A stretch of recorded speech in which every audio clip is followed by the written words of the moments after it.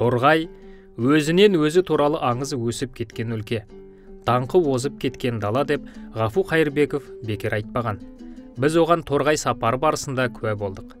Ыбырай салған сары жолды, тарихи өлкені көзбен көру үшін ат басын дәл осы жерге тіредік. Қараңғы қазақ көгіне, өрмелеп шығып күн болам, қараңғылықтың кегіне, күн болмағанда кім болам? Сұлтан Махмұт ақынның осы бір жыр жолдары халқының бағына жаратылған Ыбырай Алтынсарин сынды тұлғаларға қаратып айтылса керек. Ел ертеңін оқу біліммен ұштастырып, қазақ даласына алғаш қоңырау қағып, бар ғұмырын елдің көзін ашып, көкірегін оятуға арнаған Ыбырай Алтынсарин тарих тудырған дарабоз еді. Мен қазақ жастарының классикалық гимназияларда, ауыл шаруашылық академияларында оқып, білім алуын, өз халқына қызмет етуін, жаңалықты іс жүзінде көрсете білуін жоғары мұрат деп білемін деп жазған болатын. Ыбырай Алтынсарин ең алғашқысында жеке арнайы өз алдына мектеп салған адам, ұстаз. Оған дейін балалар оқыды ма? Оқыды. Оқу орны болды ма? Болды. Бірақ олар негізінде көшпелі кигіз үй, не болмаса біреуден жалдаған, ыңғайсыз, ешқандай тәртіпке былай көне қоймайтын, тек қана үй есебінде бастарын соғып кіреді де, сол жерге отырады да, содан жаңағы сабақтарын молдалардан оқып жатты ғой. Ал Ыбырай Алтынсариннің мектебі, ол өзінің жаңағы мазмұны жағынан да, формасы жағынан да мүлдем өзгеше мектеп болды. Ең бірінші рет жаңағы оқулық жазған. Ол оқулыққа әдістемелік жазған. Қазақ балаларына қалай орыстың тілін береміз, қалай үйретеміз деген әдістемелікті қолға алып жазған, әдейі кітап қылып шығарған осы Ыбырай Алтынсарин болады. Одан қалды, сабаққа барғанда тақырып болады. Тақырып болғасын оның жоспары болады. Сондықтан ең алғашқы рет жаңағы пәндер бойынша, не болмаса жалпы мектепке бағдарлама жасаған. Пәндер бойынша, пәндердегі жаңағы тақырыптары бар оқулықтарға жоспар жасаған. Әдістемеліктер мен әдіскерлік жұмысты іске асырған өз басы Ыбырай Алтынсарин болады. Ыбырай Алтынсарин екі түрлі ірі мәселені алдына мақсат етіп қойды. Біріншісі мектеп ашу, бала оқыту. Екіншісі халықтың ой санасын жаңалыққа қарай бейімдеу. Ол жас жеткіншектерді бала кезінен бастап саналы түрде оқытып, дұрыс тәрбие бергенде ғана бұл міндеттерді іске асыруға болатынын терең түсінді. Ей, сүйікті туғандарым, не жақсылық, жамандық етсек те ақырында пайдасын да, зиянын да өзіміз көреміз. Мәселен, ұрлық, залымдық, парақорлық, өтірік, ғайбаттан кім қорлық көреді? Әрине, адам баласы. Туралық, әдептілік, ғылым білімнен кім пайда көреді? Әрине, адамның өзі пайда көреді. Демек, адамның мінез құлқын түзету ең алдымен өзі үшін, қоғам үшін пайдалы. Қалай сауатты болады, әр нәрсені білуді, солардың бойына сіңіруді ойлаған ғой. Оқушылардың үйлеріне жазған хаттарынан деп берген жерлері бар мысалы. Сонда хат жазудың, қалай жазу керек хаттарды үйрету керек. Өмірге бейімдеу үшін, кәсіпке бейімдеу үшін, жаңағы мысалы менің бір байталым жоғалды. Оның мынадай еді, мынадай еді, құлағында мынадай ені бар еді деген сияқты. Немесе менің бір тайыншам жоғалды. Осындай тағы басқа сондай арыз жазып үйреткен жаңағы. Іздеу сияқты. Жұмысқа кіретін арыздар, мысалы, қалай жазу керек бәрін. Қазірде бұл өте керек нәрсе. Қазақ хрестоматиясының мазмұнына балаларға қызықты әңгімелер, өмірден алынған шығармалар, қазақ өлең жырларынан үзінділер және мақал мәтелдер кірді. жеңіл әрі көркем тілмен түсінікті етіп жазылған әңгімелер арқылы ізгілікке, еңбекқорлыққа, әдептілікке шақырды.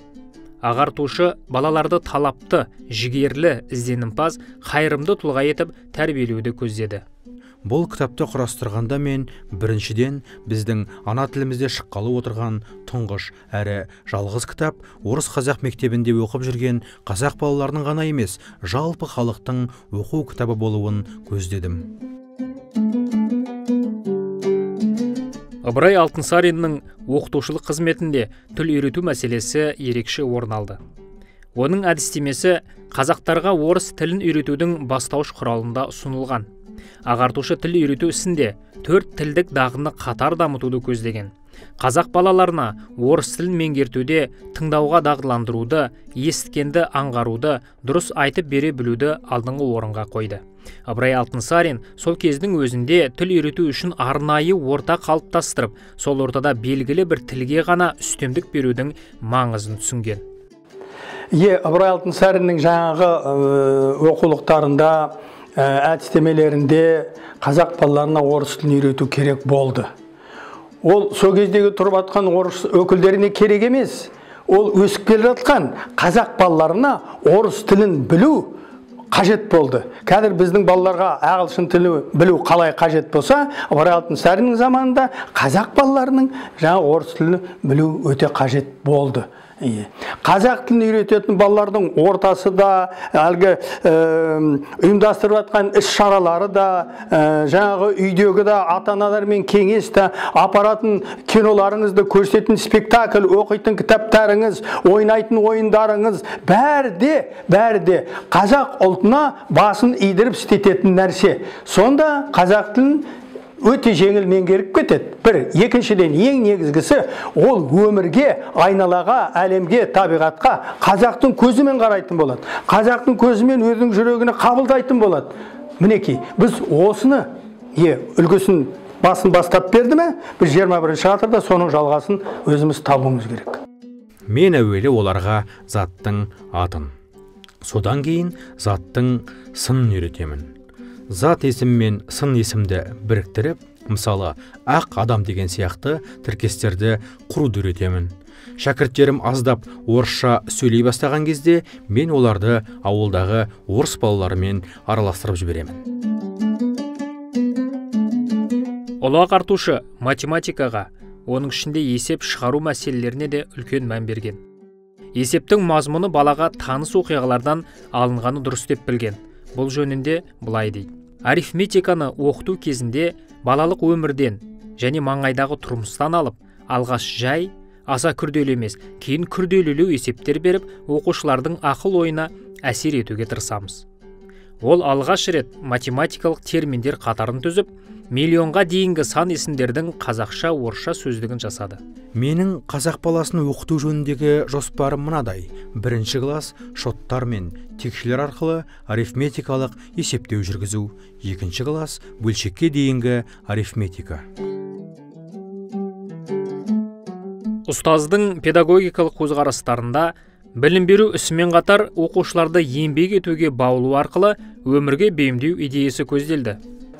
Жалпы кәсіптік білім беру мектептерін алғаш ашқанда Ыбырай Алтынсарин. Ол Торғайдағы қолөнер училищесін ашып, сондағы балаларға ағаштан түйін түйуді үйретсе, қыз балаларға жүннен жаңа кілем, тағда басқа тоқыма тоқу, киім тігу деген мәселелерді де қолға алып, қыздар мектебін, ұлдар, ер балалар мектебін бөлек-бөлек ашып жұмыс жасаған. Тіпті ол жусандарды жинай отырып, көп шөптен де жаңағындай түрлі сабын жасау әдістерінде осы ұрпаққа үйреткен дейді.